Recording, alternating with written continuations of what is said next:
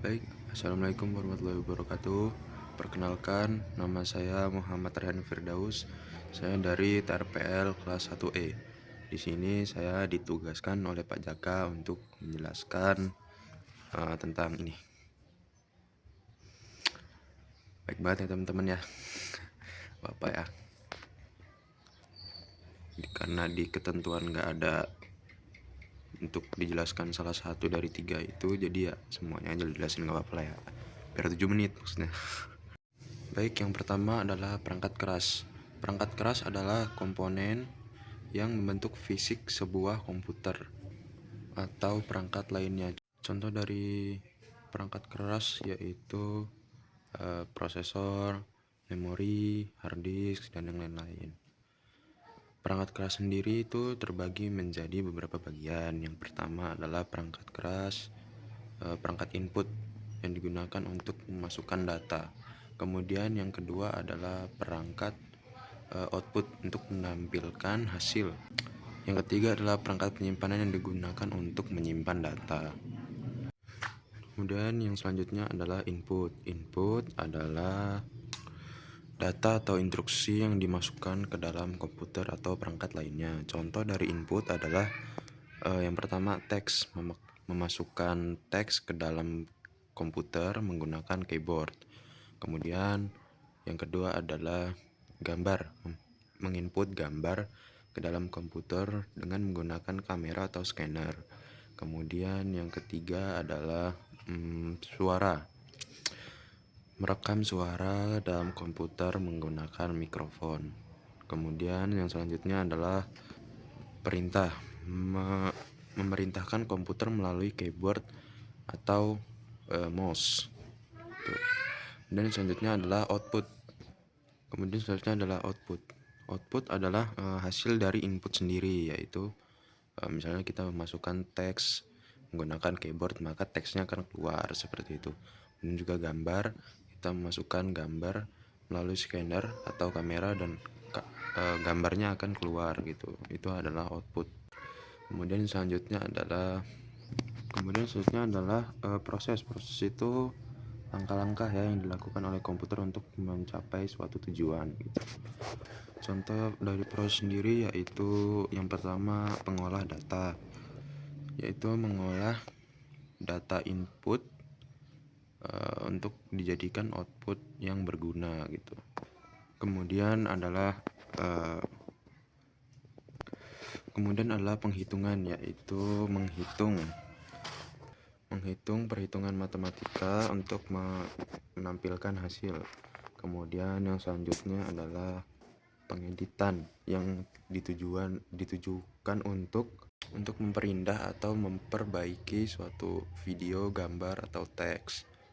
Kemudian selanjutnya adalah storage. Storage itu penyimpanan dalam komputer atau perangkat lainnya yang digunakan untuk menyimpan data atau informasi. Contoh dari storage sendiri yaitu hard disk drive HDD yang digunakan untuk penyimpanan data jangka panjang. Kemudian yang kedua adalah solid state drive SSD, oke. Itu digunakan untuk menyimpan data dengan lebih cepat dan efisien.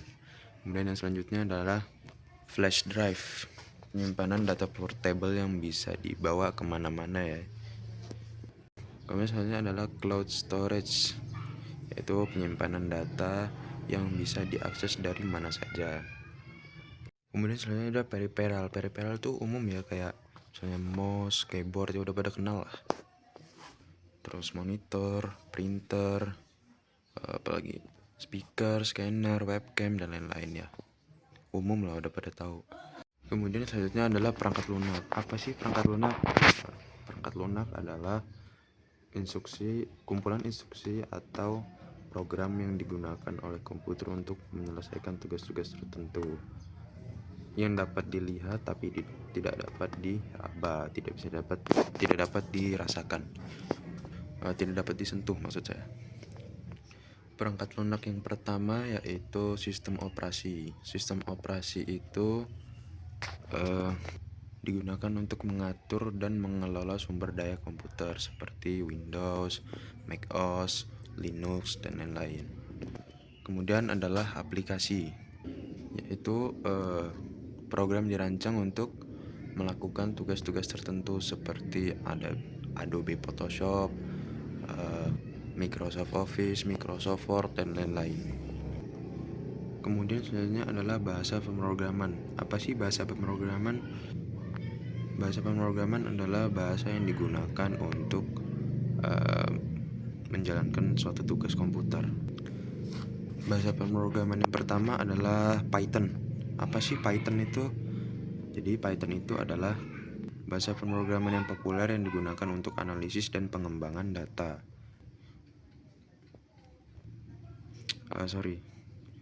Python adalah bahasa pemrograman yang digunakan untuk pengembangan aplikasi dan analisis data. Kemudian ada Java, yaitu bahasa pemrograman yang digunakan untuk pengembangan aplikasi desktop, web, dan mobile. Kemudian bahasa pemrograman JavaScript yang biasanya digunakan untuk pengembangan web dan aplikasi client side. Gitu.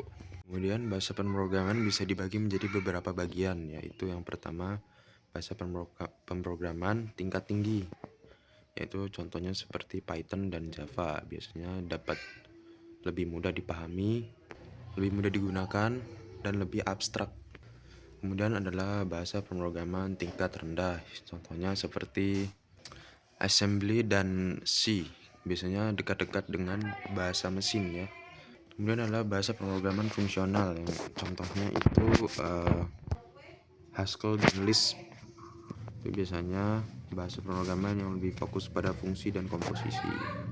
Oke teman-teman, kemudian yang terakhir adalah ada perangkat jaringan. Apa sih perangkat jaringan itu? Yaitu perangkat lunak atau perangkat keras yang digunakan untuk menghubungkan atau mengelola jaringan komputer. Contoh dari perangkat jaringan sendiri yaitu yang pertama adalah router yang digunakan untuk menghubungkan jaringan dan mengatur lalu lintas data. Kemudian yang kedua ada switch yang digunakan untuk sama seperti router, yaitu menghubungkan beberapa jaringan dan mengatur lalu lintas data. Kemudian ada modem, yaitu digunakan untuk menghubungkan jaringan data ke internet melalui sambungan broadband. Access point yaitu perangkat yang memungkinkan perangkat wireless terhubung ke jaringan. Kemudian terakhir adalah firewall, yaitu perangkat yang melindungi jaringan dari bahaya. Oke, jadi begitu ya kira-kira teman-teman. Oke teman-teman, mungkin sekian presentasi dari saya, maksud saya vlog dari saya ya. Kalau lebihnya saya mohon maaf, pada Allah saya mohon ampun. Sekian, terima kasih. Assalamualaikum warahmatullahi wabarakatuh.